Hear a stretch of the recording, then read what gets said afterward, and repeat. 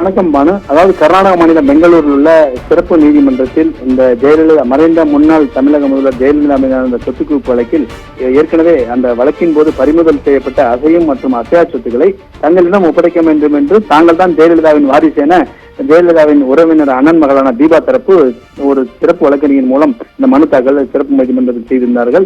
அது சம்பந்தமா தான் இன்றைய தினம் பெங்களூர் சிறப்பு நீதிமன்றத்தில் ஒரு தீர்ப்பு வழங்கியுள்ளார். அதாவது ஏற்கனவே பெங்களூர் சிறப்பு நீதிமன்ற கருவூலத்தில் ஜெயலலிதாவுக்கு சொந்தமான 25 கிலோவுக்கும் அதிகமான நகைகள், சுமார் ஆயிரக்கணக்கான புடவைகள் ஆகியவற்றை முன்னதாக தமிழக லஞ்ச ஒழிப்புத்துறைக்கு மாற்ற ஏற்கனவே நீதிமன்றம் உத்தரவு பிறப்பித்திருந்தது.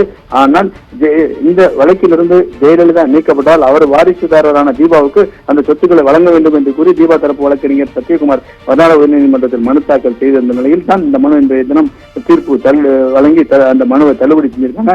அதாவது சிறப்பு நீதிமன்றம், இந்த பெங்களூர் சிறப்பு நீதிமன்றம் என்ன சொல்லுவது என்று பார்த்தால், அதாவது உச்ச நீதிமன்றம் ஏற்கனவே மிக தெளிவாக சொத்துக்கள் அனைத்தும் அரசு பறிமுதல் செய்யப்பட வேண்டும் என்று குறிப்பிட்டுள்ளது.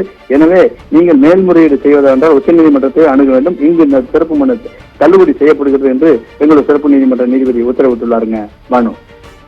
விவரங்களுக்கு நன்றி ஸ்ரீஹரி.